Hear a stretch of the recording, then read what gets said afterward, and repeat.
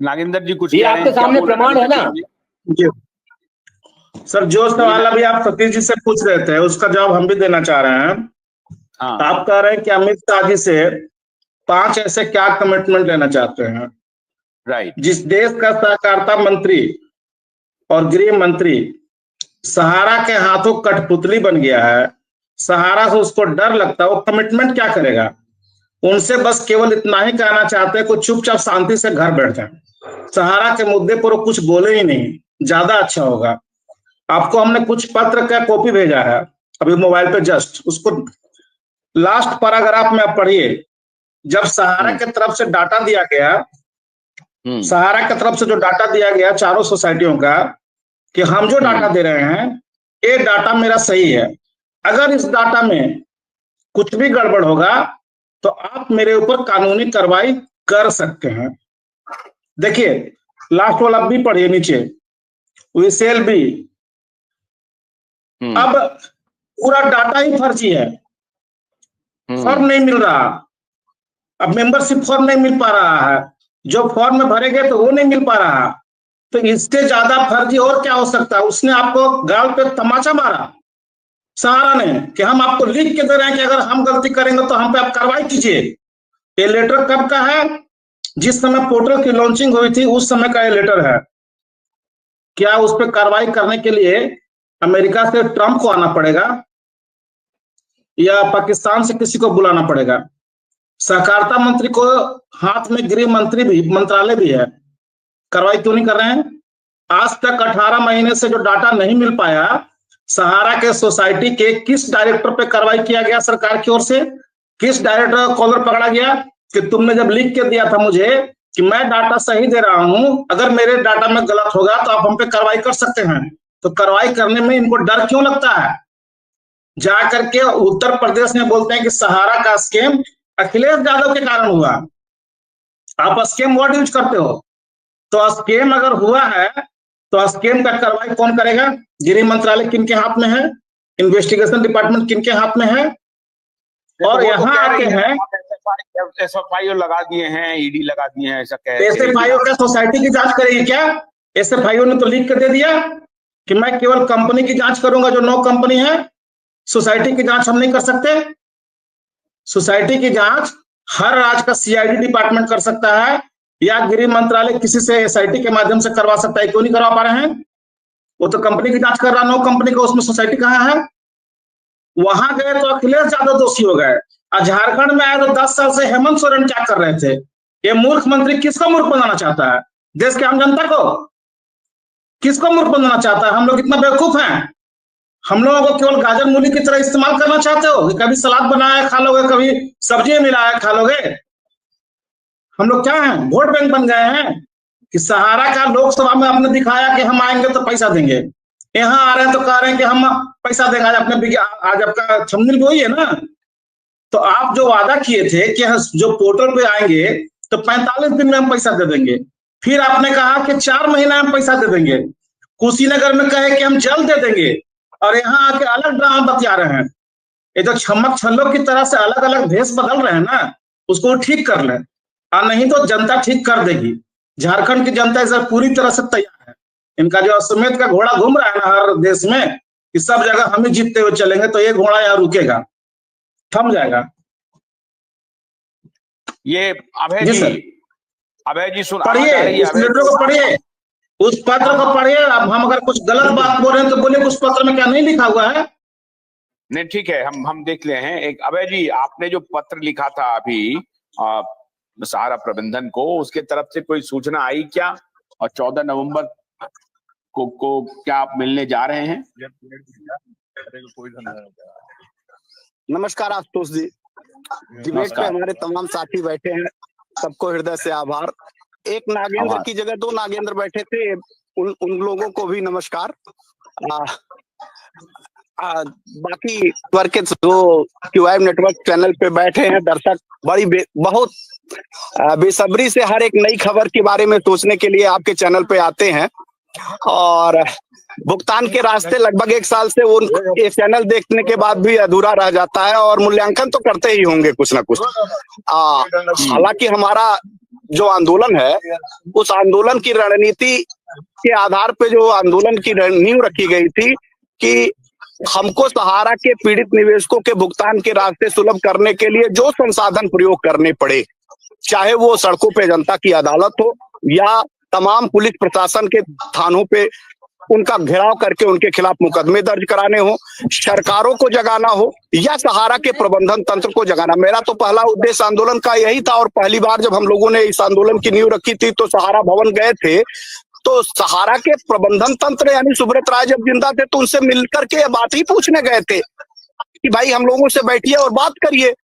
वो नहीं निकले थे। क्या हमने अपना रास्ता बदल दिया था क्या कि हमने सहारा के पीड़ित निवेशकों को नहीं, उनके प्रबंधन तंत्र के लोगों को नहीं खोजा था? हमने उनके ऑफिसों में खोजना शुरू किया, हमने उनके रीजनल मैनेजर को घेरना शुरू किया, हमने तमाम और बड़े जितने भी वहां सहारा के तंत्र जुड़े थे उन सभी लोगों को घेरने की पूरी प्रयास किया और उनसे पूछने की प्रयास किए। आज भी वो क्रम लगातार जारी है। और जब मैंने पहली बार शुरुआत किया था तो मुझे याद है कि मैंने जंतर मंतर पे जब कार्यक्रम किया था उसमें नागेंद्र कुशवाहा भी शामिल थे और नागेंद्र कुशवाहा उस कार्यक्रम में गए हुए थे। उसके पहले एक लेटर जारी किया गया था सुब्रत राय को कि भाई सुब्रत राय जी, हम लोग जंतर मंतर पे पहुंच रहे हैं, आप आइए। हम सभी लोग सरकार से मांग कर रहे हैं, अगर सहारा सेबी जे के प्रकरण में आपको पीड़ित और प्रताड़ित किया जा रहा हो, सहारा सेबी से लेकर सरकारें और तमाम जिम्मेदार नेता आपकी मशीनरी को साजिशन बंद कराना चाहती हो, पैसा डुबाना चाहती हो या नहीं दे पा रहे हो, तो आप आइए, हम सब लोग आपके साथ हैं। हम सारे लोग मंच छोड़ देंगे, आपको वही सम्मान वही रुतबा देंगे। उस समय भी मैंने पहला लेटर लिखा था। ये तो हमारी प्रकृति में है कि हम जब किसी से लड़ाई लड़ते हैं तो हम पीठ पीछे लड़ाई नहीं लड़ते, हम उससे दो दो हाथ करने के लिए पहले उसको सूचित करते हैं, जो मर्दों की क्वालिटी होती है।